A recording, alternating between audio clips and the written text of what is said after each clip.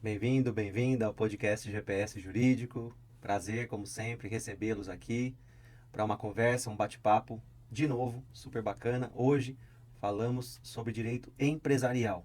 O tema, olha que interessante, os bastidores jurídicos da sucessão empresarial. E o convidado tinha que ser, né, o querido Pedro Turra. Pedro Turra é advogado, professor de direito empresarial, um grande professor, uma grande pessoa, e é um prazer te receber aqui, Pedro. César, eu te agradeço pelo convite. É minha primeira vez num podcast gravado. Eu já participei de alguns, mas normalmente só com áudio. Mais uma experiência, acho que a gente vai ter uma troca muito positiva aí sobre os temas. Com certeza. Pedro, vamos lá. Para todo mundo ouvir aí. Todo mundo conhece o Grupo Votorantim, né? Com certeza. A gente está na quarta geração, pelo que eu estava estudando para a gente conversar aqui. E aí, a questão que já quero te fazer desde o começo, talvez seja uma das questões principais do nosso podcast, é a seguinte: como preparar o sucedido, né? Porque a gente fala muito em sucessor, aquele que vai pegar a empresa, aquele que vai receber a empresa, mas em que momento o fundador, aquele cara que criou a empresa, o MOR, aquele cara que fala, eu que criei tudo, a ideia é minha, sou o Votorantim principal, o primeiro Votorantim, o Diniz, né? Não sei se foi o Diniz que criou, mas enfim, aquele idealizador, ele fala, é meu, a ideia é minha e não abro mão. Como preparar esse cara psicologicamente, quanto tempo antes, materialmente, como fazer para preparar o sucedido? César, sua pergunta é muito interessante porque, na verdade, eu acho que a gente tem uma restrição que existe muito grande em pensar em sucessão empresarial É. para empresas de grande porte, né? Normalmente companhias de capital aberto. Isso é um grande problema porque mais de 90% das empresas no Brasil são empresas de natureza, né, familiar. E boa parte delas não são empresas, né, tão desenvolvidas economicamente. Então, muitas vezes, a gente identifica que uma empresa não passa da terceira geração. A gente tem um dado do Banco Mundial de que 30% das empresas não passam para a segunda geração. Então, pensar sobre essa perspectiva é trazer alguns assuntos que muitas vezes são dolorosos para a mesa, né? É. Ninguém quer pensar na sua finitude.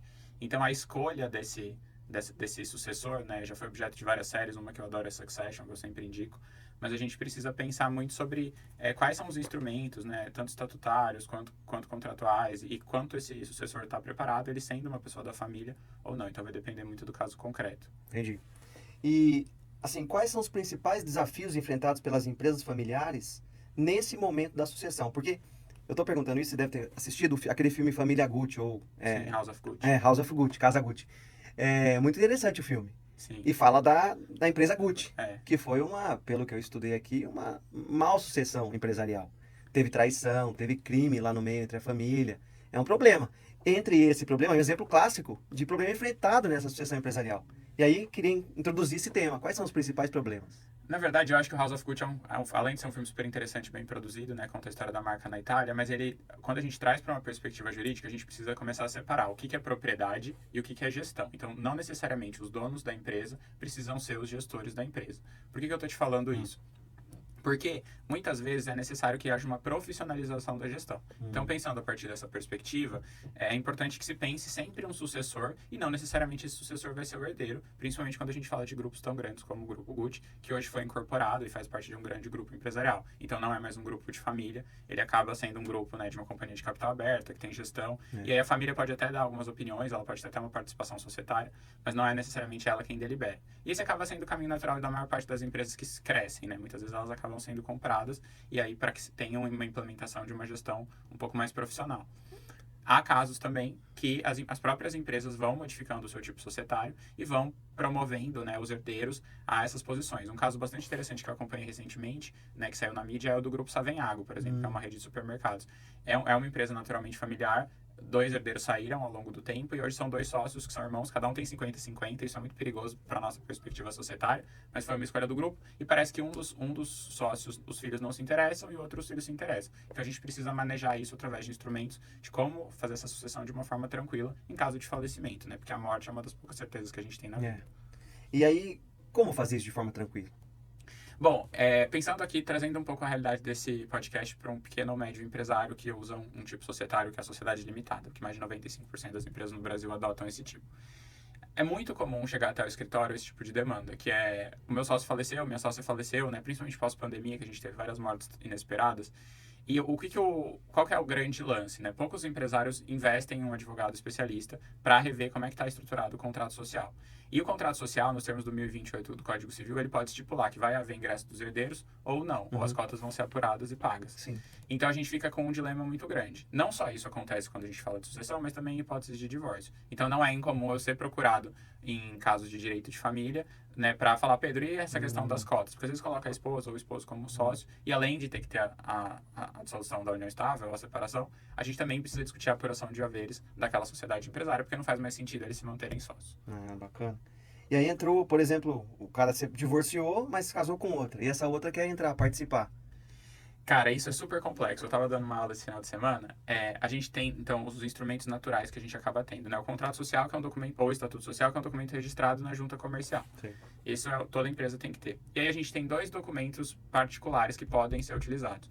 Nos termos do 118 da lei da SA, a gente fundamenta o acordo de acionistas, que também pode ser usado para sociedade limitada, que acaba sendo o acordo de cotistas.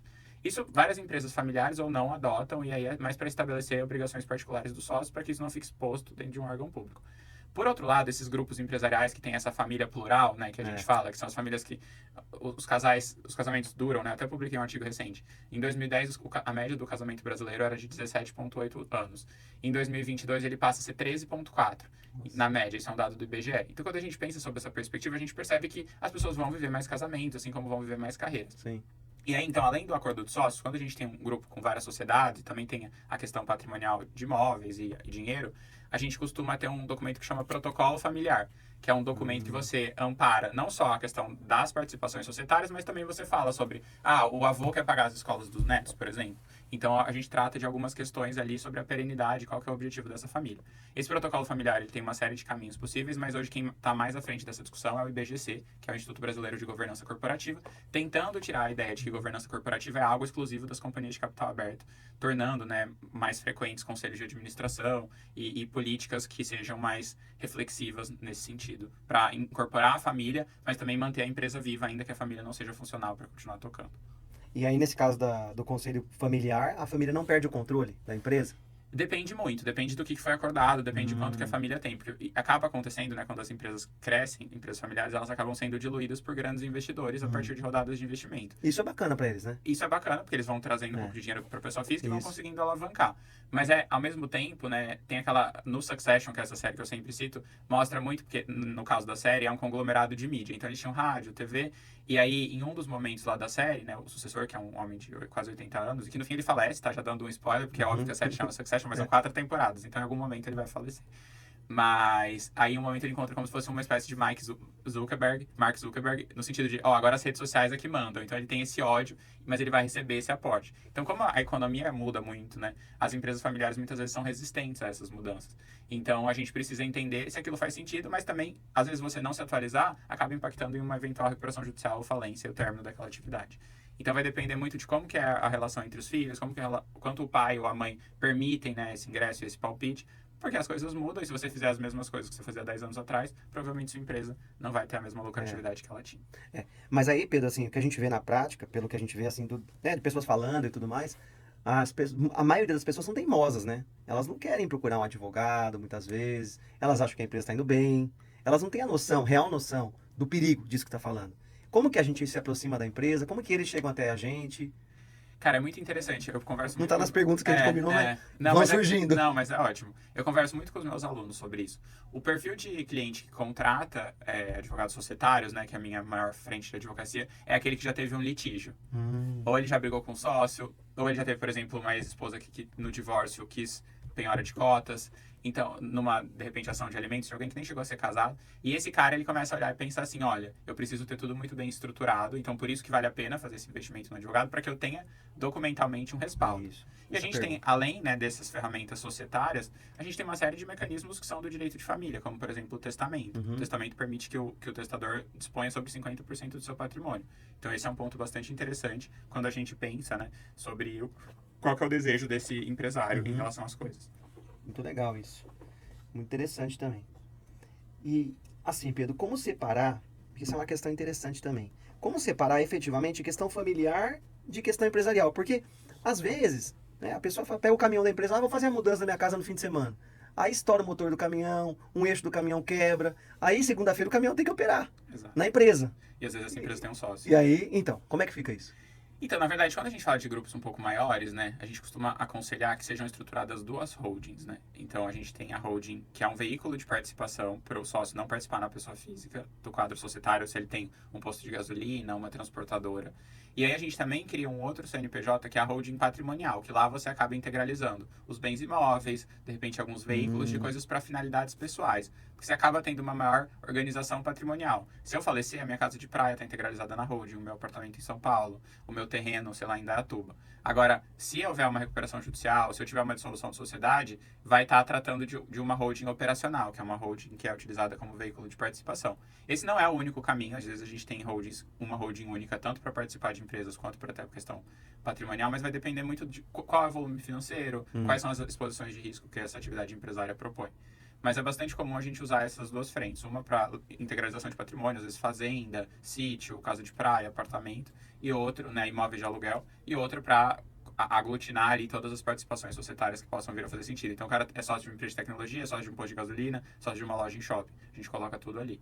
Porque aqui tem a maior possibilidade de ter processo, a gente tem uma maior possibilidade, mas normalmente é uma empresa mais lucrativa. Aqui a gente tem mais uma estrutura de patrimônio e aqui de gestão e controle de outras empresas. Cada holding é uma pessoa jurídica. Cada holding é uma E ela se conecta através de um contrato. Não necessariamente. Você pode. Na verdade, eles acabam se conectando porque são os mesmos sócios. Tem similaridade societária, mas você não precisa ter um contrato amarrado. Na verdade, é só por finalidade tributária e de organização patrimonial. Entendi. Você integraliza os bens lá. Hoje, até com a reforma tributária, né? Hoje teve uma decisão da STJ super polêmica sobre isso. Tem se discutido hoje mesmo. Eu publiquei no meu Instagram, tem um valor econômico, sobre. Uma questão de recolhimento de alíquota ficaria muito técnico se a gente falasse.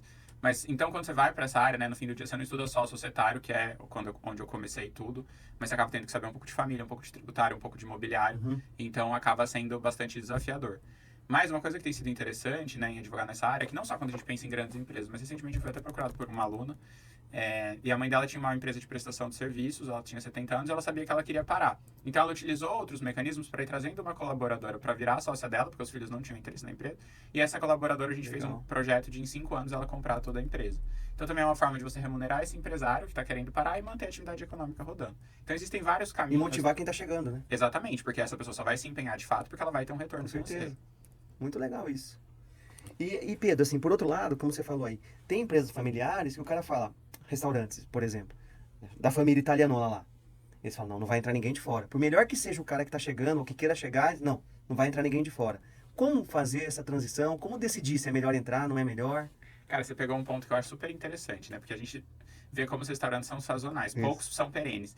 E esses dias eu tava no Almanara, em São Paulo, e minha família é de Ribeirão Preto e abriu um Almanara lá agora. O Almanara é um restaurante que é 100% familiar. E eles estão crescendo muito mesmo já estando na segunda geração.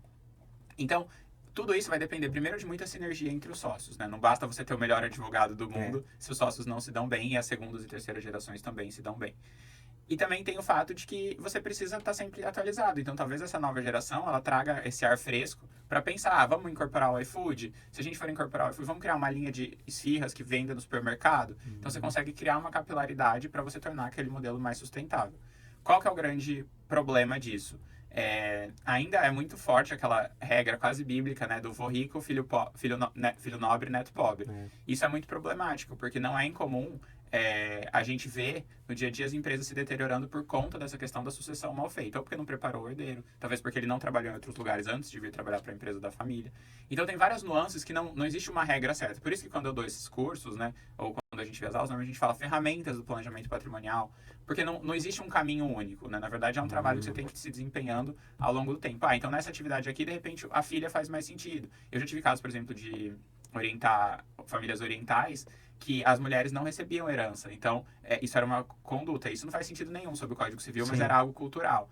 Então, a gente vai tentando entender qual nuance faz sentido e ver como é que aquilo pode se tornar mais perene. Mas eu acho que o primeiro ponto é a vontade do fundador. É a vontade do pai ou da mãe de falar assim, eu quero que isso dure, eu quero perpetuar o meu legado para as próximas gerações.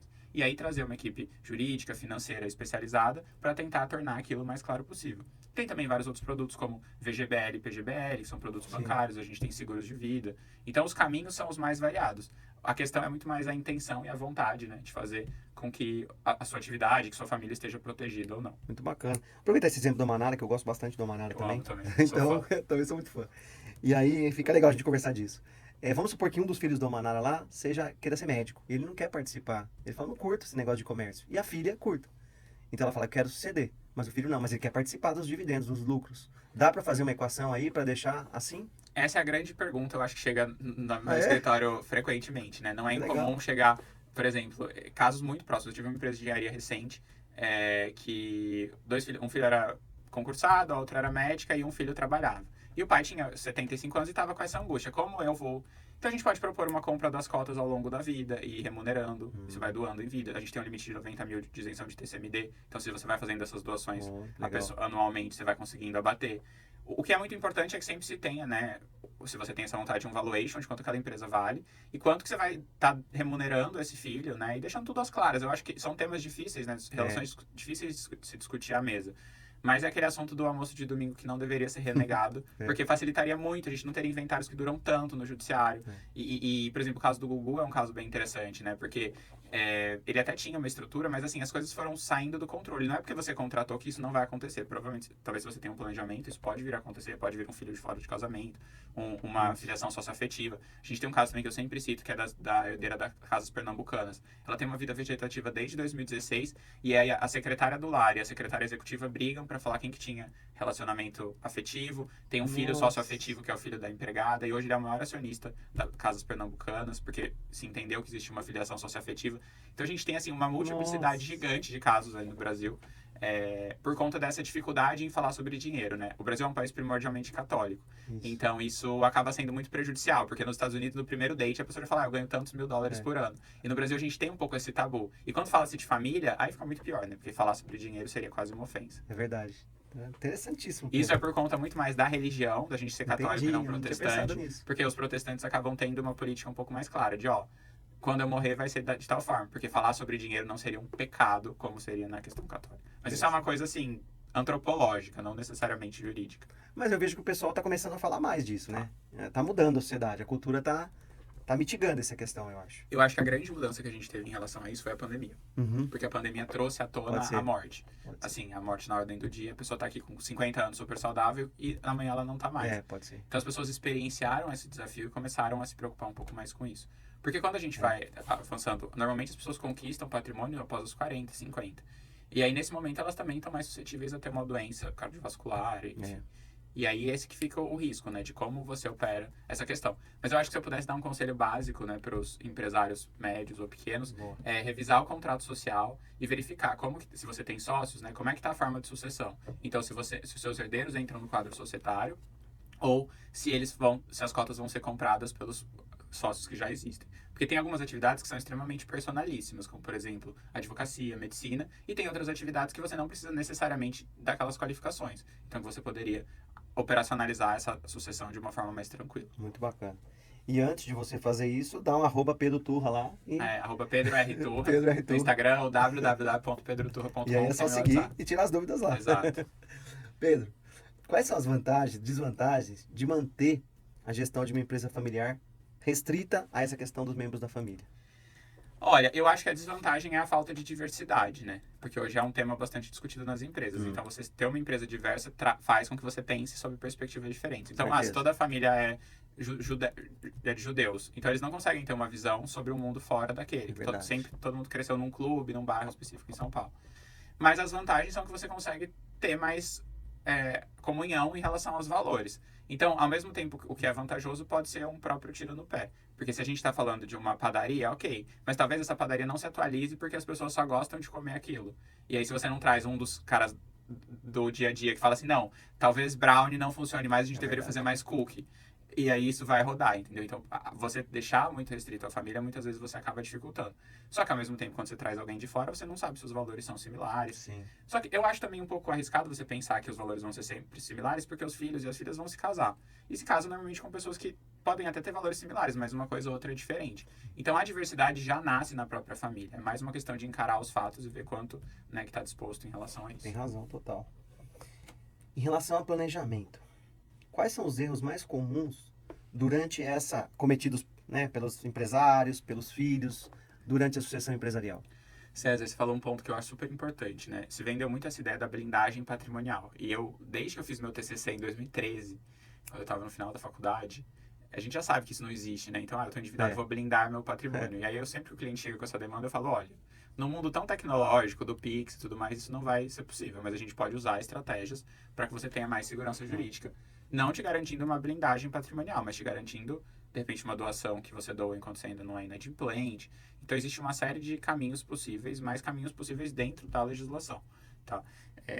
Então, eu acho que esse desejo, né, esse anseio pelo inadimplemento das obrigações, né, e dessa ideia, né, de que você vai conseguir blindar seu patrimônio me preocupa muito. Mais uma coisa que eu gosto muito de conversar com os meus clientes é: você deixaria o judiciário decidir como seus bens vão ser distribuídos? Então, se você não quer que isso aconteça, faz sentido você, por exemplo, ter uma holding, se você está enquadrado, né, nessa situação financeira, para você deliberar quem vai ficar com qual imóvel, quem vai ficar com qual empresa, porque dali você consegue ter um pouco mais de clareza. É como se você tivesse um contrato sobre a sua morte. Muitos encaram e querem ter isso. Até pessoas mais jovens, depois da pandemia, gente de 40 anos, que quando tem filho já vão procurando principalmente testamento. E tem alguns que querem deixar esse problema para os herdeiros quando falecer. Aí depende muito do perfil, mas eu acredito que realmente tem havido uma modificação no paradigma, e as pessoas têm pensado e têm procurado mais isso, porque eu sinto essa demanda no escritório também e com alguns colegas da área. Também acho. Só pesquisando aqui pra gente conversar, o Walmart, né, a família do Walton, se não me engano, Walmart, eles mantiveram representantes no conselho e a gestão foi profissionalizada. E aí a pergunta é a seguinte: como conciliar interesses de sócios familiares, ativos e não ativos, nessa mesma empresa? Os conselhos familiares dentro das empresas, eles acabam tendo um papel mais consultivo. Então, a gente vai ter uma série de diretores que vão tocar as questões operacionais do dia a dia. Então, os contratos bancários, vão tocar as dívidas, as estruturas tributárias, quais são as decisões de marketing. E se você pega pessoas que são realmente do mercado, que são capacitadas, que já passaram por outras empresas. E esse conselho familiar, né, que pode ser o conselho de administração, e aí que vai manter alguns membros da família, aí algumas decisões mais estratégicas vão ser votadas ali. Sempre é importante lembrar que nesses conselhos vão ser números ímpares, né, costuma ter de 5 a 13 participantes, e aí você pode trazer membros externos, então executivos da área, membros da família, para que se tente conciliar aquelas deliberações. A gente fala em conselho, a gente pensa muito naquela empresa gigantesca que está na Times Square e tudo mais, mas na verdade a gente pode ter conselhos de empresas de pequeno e médio porte. Então, você trazer a gente vai ter uma reunião mensal do conselho. Então, você pensa sobre como viabilizar que aquela atividade econômica seja mais eficiente, mantendo membros da família que opinem, mas também mantendo pessoas que têm familiaridade com aquela atividade econômica, com aquela gestão. Muito bacana. Tem até uma série na Max, ela chama Beleza Fatal. Não sei se você Eu comecei a assistir. É bacana, né? É brasileira. Recomendo para os alunos aí também. Tem a ver com o nosso tema de hoje. Total. Porque o Átila, que é o dono da clínica, ele tá pensando em suceder, ele tá doente. E a Lola, que é a Lola Land, ela já criou uma empresa. Ela fala que ela é o streaming. Né? Ela é o streaming. Então, assim, é muito bacana isso, porque eles estão verificando quem pode ceder um, quem pode ceder outro. E ali é muito interessante, porque aquilo é o que eu tava dando aula sobre isso ontem, né? O que diferencia uma sociedade empresária de uma sociedade simples? A sociedade empresária é aquilo, né? Não importa se você quer ser atendido pelo César ou pelo Pedro, mas é que é naquela clínica. Então, quando a gente pensa sobre isso, né, a gente percebe que ali tem uma organização dos fatores de produção, que é um elemento essencial à atividade empresarial. E ali, claramente, é uma família disfuncional, que caso o patriarca faleça, eu tô no capítulo 20 ainda, então eu não cheguei nas... Eu tô também no 22. Eu tô atrasado, todo mundo já não vou falar spoiler. Né? Mas quando a gente pensa sobre isso, né, claramente a gente vê ali uma animosidade entre a família. E se não tiver tudo muito bem instrumentalizado, vai haver uma série de problemas litigiosos, né, no processual. E, cara, isso acontece muito. Toda vez que eu dou aula sobre esse tema, eu consigo trazer 20 casos, assim, do valor econômico. A gente teve um problema grande agora com a Cristália, a gente tem problemas com a família Klein, que é da Casas Bahia. Então, assim, só muda o endereço, mas os problemas familiares são quase psicanalíticos e estão em todas as pessoas. O problema é que isso reflete para o campo empresarial. Então, às vezes, grandes empresas, elas se perdem por conta de uma falta de gestão organizada. Interessante. E aí seria interessante também, na equipe do advogado, colocar um psicólogo ali para fazer uma... Cara, eu acho que pensou nisso? Eu faço muita terapia por causa disso. Toda quinta-feira, às 8 da manhã, eu tô lá, porque muitas vezes a gente... Eu percebo que pode ser interessante. Não, a gente tem que atuar muito como mediador, assim. Eu acho que a gente que atua no societário, né, tanto em planejamentos patrimoniais quanto em operações de M&A, né, que são compra e venda de empresas, ali são muitos interesses contrapostos. Isso. Então, se você não tiver muita frieza e paciência, porque realmente são as vontades, são o passado, jurídico é só um pedaço ali, o ressentimento que eu tenho do meu irmão. Então, realmente, eu acho que o advogado de família e o advogado societário, eles navegam muito na psicanálise, assim, porque você percebe claramente o que machucou quem, e você Exatamente. vai tentando ser o mais neutro possível. Até porque muitas vezes, eu gosto de falar sobre isso também, você é advogado de um dos herdeiros, o advogado do titular da empresa, e cada um das partes vai trazer seus próprios advogados. Então, você vai ter que conciliar ali esses Também tem essa, interesses, né? né, com outros colegas de profissão. Então, por isso que sempre o bom senso e o traquejo social são Muito legal, hein, fundamentais. Pedro? Muito legal. E agora vamos entrar mais efetivamente na legislação. Como que o Brasil trata essa questão? Porque se a gente for procurar folhear o Código Civil, nem o novo, nem o projeto, não tem, né? Sucessão empresarial. O título sucessão empresarial não tem. Na Onde a gente vai verdade, buscar? na verdade, a gente tem o 1028 do Código Civil que fala como que fica, qual que é a destinação das cotas em caso de morte. Sei. Né? E aí a gente tem algumas alternativas, mas isso vai ser fixado pelo contrato social. Uhum. A sociedade anônima, né, de capital aberto ou fechado, ela tem uma outra lei, que é a Lei 6.404 de 76. E aí mas são dois ativos que são inventariados de uma maneira comum. Normalmente. Qual que é a grande... E eu não acho isso errado, mas o grande desafio disso é que muitas vezes as empresas se perdem no caráter do patriarca ou da matriarca. Então, aquela pessoa era tão fundamental, ela morre do nada, e aí eles não conseguem tocar, eles não conseguem seguir, porque é aquela coisa, né? Empresas, ainda que sejam grandes, são feitas de pessoas. Ontem eu fiz um post sobre isso, falando sobre a fusão do Grupo Soma e do Grupo Arezo, que tá dando errado, porque eles não têm sinergia nenhuma. Então, eles fizeram a fusão há um ano, e parece que, assim, as ações já diminuíram super o valor, por conta de falta de cultura política diferente. E qual foi o erro aí? Então, o erro aí, O que você acha? na verdade, eles tentaram copiar a empresa que é a dona da Gucci, né, que é uma marca global, que tem várias marcas. Uhum. Eles tentaram fazer isso numa molde à brasileira, né? Você anda no shopping, várias dessas lojas são desse grupo, né, que é o Asas. Mas esse caso ainda é muito recente, mas parece que a cultura do Alexandre Birman com a cultura do fundador do Grupo Soma são muito diferentes, porque o Soma é um carioca, ele é um pouco mais flexível em relação a custos, enquanto que o Alexandre Birman é um cara que é super empenhado, ele tem uma competitividade. E aí ainda você aglutina, por exemplo, a Hering está dentro desse. A Hering é uma empresa que era totalmente familiar. Então são vários players com culturas diferentes dentro de um ambiente que vai ter que ser comandado por deliberação. Então é bastante desafiador, sempre é desafiador, mas nem sempre vai se resolver fácil. E nesse caso, por exemplo, é um caso que a gente tá vendo que não tá dando certo. Pode ser que daqui a um ano, quem estiver ouvindo esse podcast vai falar, olha, deu certo e bombou a empresa. Mas nesse momento eles estão passando por uma série de fatos relevantes que tem noticiado a má relação entre os acionistas. Que interessante, hein? Bom, o grupo, pelo que eu tava vendo aqui também, Pedro, Itaú Unibanco, né? Uma fusão que parece que é um caso de sucesso, né? Na preservação de controle familiar. Né? Diferente desse exemplo que você está dando aí, né? A família Moreira Salles, né? A família Moreira Salles, eles são um dos principais mecenas do Brasil, né? Inclusive, eu ainda estou aqui, foi feito por ele.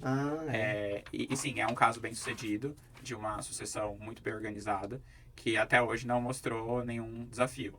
Mas assim, isso acaba sendo mais a exceção do que a regra. A regra acaba, ainda que tenha uma boa equipe jurídica, né? Os interesses não se consolidam por conta de casamentos e netos e questões e coisas do ser humano mesmo. Então é muito mais comum o litígio do que necessariamente a comunhão entre valores. E teria uma equação pra gente falar, olha, vamos pensar aqui que acho que dá pra fechar ou não tem como fechar isso? Os acordos são muito minuciosos, então, né? Muito. Você tem acordo de voto, acordo de vontade, a gente pode colocar o veto em relação a alguns temas para o fundador. Só que às vezes isso não basta. Então, ainda que você tenha uma equipe jurídica super bem organizada, você tenha um acordo muito minucioso, pode ter situações que vão ter brechas e que daí os casos são totalmente emblemáticos. Mas sempre lembrando que o direito societário, né, tanto na limitada quanto na SAL, é como se fosse uma democracia societária. Então, quem tiver quórum de maioria vai levar a decisão. Só que daí muitas vezes tem investidores externos, então tem toda uma política que precisa ser feita nos bastidores para que se vote com você. Então não é algo tão simples assim. E Pedro, assim, o direito às sucessões do Código Civil, ele impacta nesse planejamento de continuidade empresarial? Em que medida? Eu acho que o grande discussão aí é a questão da legítima, né? Isso tem sido discutida em relação à reforma do Código Civil. A legítima fala que só 50% pode ser disponível, e os outros 50% precisa seguir a ordem sucessória do Código Civil. Eu penso muito que essa questão da legítima, tem algumas pessoas que defendem que possa ser reduzida, eu acho que ainda está organizada. Eu também não sou um grande especialista em direito das sucessões, né? Eu trabalho antes do falecimento. Mas então a legítima acaba sendo uma grande possibilidade do titular do patrimônio dispor de uma maneira diferente do que a herança de 100% para os herdeiros necessários. Isso. Mas ela encontra limitações. Então, a depender do seu ponto de vista, se você quer liberdade total, talvez você ache isso um aprisionamento. Agora, se você quer que haja, né, uma sucessão limitada e que a família prevaleça, então eu acho que a gente sabe aí que 50% não é disponível e tem que seguir a ordem E natural. assim, né, Pedro, é bacana o advogado ser transparente com o cliente em relação a isso, né? Porque às vezes eu vejo advogados, colegas, às vezes que chegam e falam, é holding, tem que ser holding. Às vezes tem que expor, tem um portfólio gigantesco de opção para o cliente. E não é a sua opção que vai prevalecer, é a dele. E é você tentar ao máximo não acionar o judiciário, né? Porque, por exemplo, às vezes um testamento bem estruturado que você dispõe sobre os 50% que esse cara quer dar pra nova esposa, já se resolve o problema. Só que daí não, ele quer dar 100% pra esposa, não vai rolar. Não existe nada no Código Civil que autorize. Então, trabalhe com a realidade, trabalhe com o que a gente tem de legislação hoje. Pode ser que amanhã o Código Civil mude e a gente cria um novo cenário, mas hoje a gente tem a possibilidade de dispor apenas sobre 50%. Bom, e quais são os instrumentos, esse também é um ponto bem importante aqui para a nossa associação empresarial. Quais são os instrumentos jurídicos mais eficazes para planejar essa sucessão empresarial? De que forma esse planejamento em vida pode minimizar o que a gente vem falando, esse conflito futuro na morte? Se houver interesse dos herdeiros no trabalho interno, né, então começar a fazer com que eles, né, normalmente por meio de órgãos de governança, que eles comecem trabalhando como um funcionário comum e ele vai entendendo como aquela companhia funciona. Ter um conselho familiar também costuma ser bastante interessante para que haja, né, um conhecimento de todas as partes. E a gente tem uma série de conselheiros e advogados que atuam para promover essa sucessão da forma mais organizada possível. Mas isso é um trabalho de formiguinha, né, César? Não adianta falar que um ato só resolve. A gente tem situações, né, de pessoas que têm um patrimônio um pouco menor, que de repente um testamento resolve, que se registra no cartório de notas e no momento do falecimento se altera. Mas a regra geral é você ter um trabalho meio que recorrente com advogados empresariais para pensar se aquela pessoa é o herdeiro mais indicado, como é que a gente pensa as habilidades, se faz sentido de repente trazer alguém do mercado e deixar eles apenas como sócios que vão receber distribuição de lucros, mas não vão ser sócios que atuam, né, na prática. Então pensar sobre isso é trazer discussões de maneira recorrente e muitas vezes não ter uma conclusão concreta sobre isso, mas só diminuir um pouco o risco de você deixar que um terceiro delibere sobre o seu patrimônio. E fazer a holding é o melhor caminho, Pedro? Depende. A holding é um instrumento muito utilizado, mas depende do seu valor patrimonial, depende do quanto que você está disposto a gastar com honorários advocatícios e com honorários contábeis, porque mensalmente você vai ter que pagar uma contabilidade. Depende se você tem imóveis que têm atividade locatícia ou não tem, depende da quantidade de imóveis que você tem. Então não existe uma resposta específica. O que me preocupa muito é que hoje a gente vê na internet as pessoas falando, se você tem um apartamento, coloca na holding. É uma coisa que eu sempre falo em aula. E aí você coloca na holding, você perde uma das maiores vantagens de você ter um apartamento ou uma casa na pessoa física, que é a empenhorabilidade do bem de família. Porque deixa de ser uma casa própria e passa a ser uma casa da empresa. Então a gente tem que tomar muito cuidado com o que os gurus estão vendendo para nós.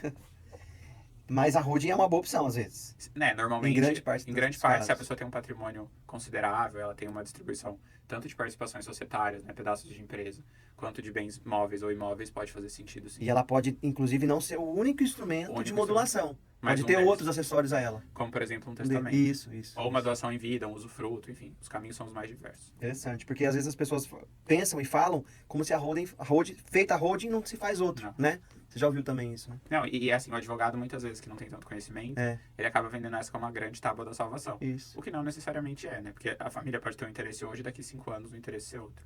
Exatamente. Pedro, considerando todos os aspectos abordados aqui, qual seria, assim, o legado mais importante que um fundador de uma empresa familiar pode deixar para garantir a perenidade do negócio através das gerações? Essa é uma dica de ouro, né?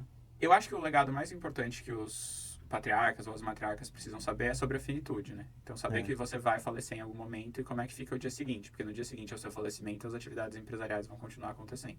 Então, você quer que um herdeiro seu suceda? Você quer que um funcionário seu te suceda e que os seus herdeiros tenham uma participação como acionistas? Qual que é o desejo, de fato, se isso acontecer amanhã? Eu acho que esse é um ponto fundamental que auxilia, né, os empresários a manterem seu legado. Porque falar sobre a morte, falar sobre uma eventual incapacidade é muito difícil, porque coloca a gente frente à finitude da vida, mas é o melhor caminho ainda para se pensar sobre uma organização patrimonial eficiente. E na sua prática aí, às vezes o patriarca, ele resolve fazer, então, o planejamento. Aí ele começa a fazer o planejamento, ele vê que aquele funcionário não é o que ele esperava, naquele cargo. É possível remodelar esse planejamento? Enquanto houver vida, há a possibilidade de mudança. Então, isso que é bacana, e a capacidade né, de testar. Se você tiver capacidade civil, tiver em plano gozo, né, não tiver nenhum problema de capacidade mental, você pode mudar as regras do jogo, desde que seja possível. E aí você vai amarrando isso no contrato, nessas Exatamente. possibilidades de mudar a regra do jogo. Exatamente. Ô Pedro, você tem alguma observação assim para os alunos que estão chegando na área do empresarial, que querem... Porque assim, o aluno às vezes ouve hold e fala, isso é coisa para profissional, o Pedro lá tá 15 anos trabalhando nisso, aí o cara entende, mas eu não vou conseguir. Qual é a dica, assim? Cara, a gente tem aluno, né? Muitos alunos. Você sabe que eu acho que... Eu não comecei trabalhando com planejamento patrimonial por conta até de questões da minha vida pessoal, assim, eu vivi isso na minha família, então era uma coisa meio que eu fugia. Eu sempre fui mais do M&A, que era compra e venda e contratos empresariais. Trabalhei muito com franquia, shopping. E aí, nos últimos 5 anos, começou a vir muito essa demanda e eu comecei a me dedicar aos estudos.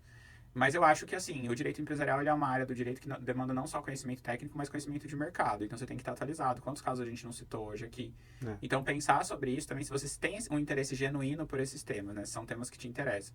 Eu sempre aconselho, né, assistir Succession, que é essa série do Max, né? Que é uma série que terminou em 2023, que eu acho fantástica, porque são 4 temporadas falando só sobre sucessão empresarial. E também sobre muita psicologia, sobre muitos problemas familiares.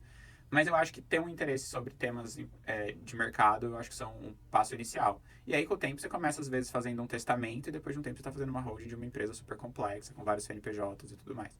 Mas é uma questão de posicionamento, inserção e entender o que faz sentido para sua carreira. Porque também não é um cliente fácil. É um cliente que te exige muito. Ainda que ele pague bons honorários, ele é um cliente que quer um atendimento muito personalizado. Ele quer ser atendido por você. Ele quer, às vezes, ser atendido presencialmente. E são projetos que você fica 1 ano com a família. Então, por isso que tem que ser bem cobrado, porque você vai trabalhar bastante. E a questão das parcerias nesse campo também é muito forte, né, Pedro? Muito. Então, assim, tem que se ligar para isso, né? Não, e tem que se ligar para isso. E uma coisa que eu não via quando eu era mais jovem, eu acho, você ter bons advogados parceiros. Então, um bom advogado familiarista, um bom advogado imobiliário, um bom tributarista. Porque daí você vai montando sua rede de projetos nessa natureza. Então, esses são os meus conselhos aí. Porque se você conquistou a confiança do cliente, fazer parar em pé é o mais simples, né? Você precisa, na verdade, ter muito conhecimento técnico e entender qual que é a demanda daquele cliente. E também tentar não vender sonhos, né? Como, por exemplo, blindagem patrimonial. Sim, sim. E é bacana também na parceria você ter colegas próximos seus do que outros advogados que não sejam próximos, convidados pelo patriarca ali, por exemplo, né? Exato. Melhor que seja. E muitas vezes você vai ter que também ceder, e o patriarca tem um advogado de confiança dele, que às vezes é um advogado trabalhista. Tá. E aí esse advogado, às vezes, fala, não sei nada disso, faz aí, a gente... Então, bora fazer. A gente começa a trabalhar. A gente tem que ter esse traquejo, porque tem essa história do advogado de confiança. Não é incomum um criminalista me ligar e falar assim, tô com um caso assim. Aí eu falo, não, vamos pensar como é que a gente organiza. Beleza, Pedro, foi ótimo. Gostei muito de falar com você. Espero que você volte de novo com outros temas, que o direito empresarial, essa área, cada vez muda mais, né? Depois da mudança do Código Tributário, seria legal você voltar também para falar os aspectos tributários disso. Da reforma tributária. Então, acho que é bacana. Tem muita coisa para a gente conversar ainda sobre isso. E uma palavra final que você queira dizer. As portas estão sempre abertas para você. Foi muito bacana te ouvir aqui. César, eu queria te agradecer pela oportunidade. É muito legal aqui o estúdio. Parabéns pelo seu projeto. Obrigado. Eu acho que difundir esse tipo de conhecimento é muito útil, né, para as pessoas. Eu acho que aqui a gente teve uma troca de experiência muito positiva. Obrigado pela parceria de sempre, meu amigão aí de sala de aula. Obrigado. Nas trincheiras da docência. Não é fácil, viu, gente? A gente tem uma dupla jornada. Mas o César é um cara muito ponta firme, um amigo meu aí de muitos anos, que me ajudou na Unitar lá no comecinho e que hoje a gente tem uma parceria muito bacana. Obrigado, pessoal. Se vocês quiserem falar comigo, eu estou à disposição. Meu Instagram é Pedro R. Turra, com R no meio, né? Pedro R. Turra, com 2 S. E eu tô no LinkedIn também, Pedro G. Romanini Turra. E meu site é www.pedroturra.com. Lá tem meu WhatsApp. Se alguém tiver alguma dúvida, eu tô à disposição. Um abraço, obrigado, César. Obrigado, Pedro. Pessoal, espero que vocês tenham gostado. Eu adorei. Nos vemos no próximo episódio. Um abraço a todos. Até a próxima.